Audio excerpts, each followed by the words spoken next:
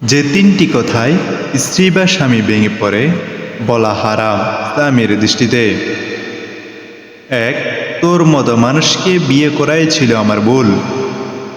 এ কথাটা শুধু কষ্ট দেয় না, আত্মবিশ্বাসও শেষ করে দেয়। দুই, আমি তোমাকে ভালোবাসিনি কোনোদিন। মিথ্যে হোক বা রাগের মাথায় এই বাক্য সম্পর্কের মর্যাদা ধ্বংস করে। তিন, তুই কাউকে পছন্দ করলি না তো সন্দেহমূলক কথা। সন্দেহ ভালোবাসার চিরশত্রু। ইসলাম বলে সন্দেহ কেবল গুনাহের জন্ম দেয়।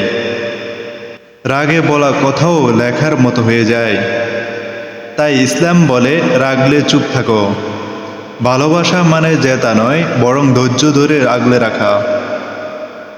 ফলো করুন যেন আপনার শব্দ দিয়ে ভাঙা নয় গড়া হয়। শেয়ার করুন যার সম্পর্ক রক্ষা পেতে পারে এই কথাগুলোর কারণে।